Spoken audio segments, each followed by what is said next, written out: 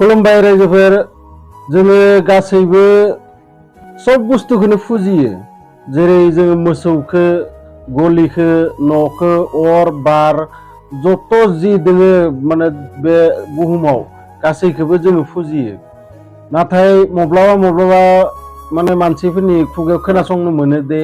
जोंनि धोरोमा मोजांसिन ख्रिस्टान धोरोमा मोजांसिन सोरबा मुसलमान धोरोमा मोजांसिन बेबायदि माने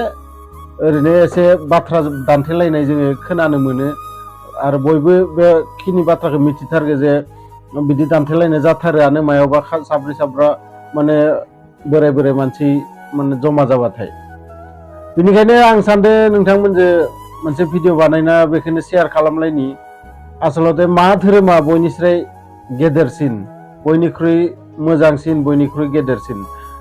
जोंनि हिन्दु धोरोमनि मथै जोङो सब बुस्थुआवनो भगबान दङ होनना सानो आरो बिनिखायनो जोङो गासैखौबो माने खुलुमो जेरै सोरखौबा मानसिफोरखौबो जोङो लोगो हमबाथाय ओरै नमस्कार होनानैसो जोङो आखाइ खबजबनानैसो माने रायलायलायो जाहाथे माने मा सानो बै सासेनाव थानाय सिङाव मानसिनाव थानाय भगबानखौ जोङो खुलुमनाय जायो बिदिनो जोङो न'खरफोराव अरफोरखौ जोङो फुजियो बिफां लाइफांफोरखौ फुजियो मुर्तिफोरखौबो फुजिनाय मानसि दं जोंनि हिन्दु धोरोमनि फालनिफ्राय बे मोनसे माने गासै बुस्थुआवबो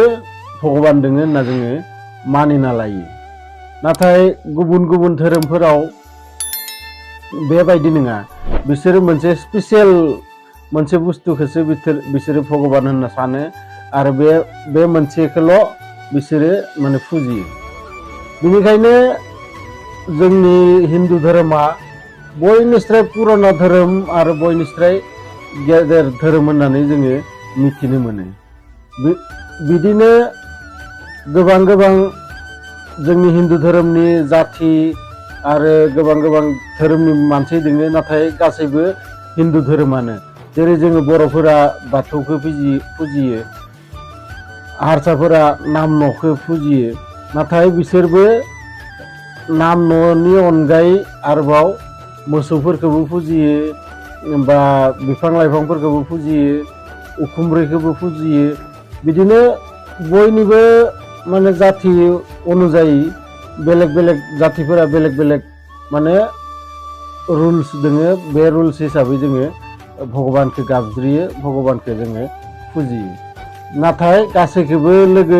नांहोबाथाय बे मोनसेयानो हिन्दु धोरोमानो आरो बिनिखायनो हिन्दु धोरोमा बयनिस्राय गेदेर धोरोम नोंथांमोना मा सानो आंनो कमेन्ट बक्सआव लिरहर आंबो मिथिनो लुबैयो नोंथांमोननि साननायफोरखौ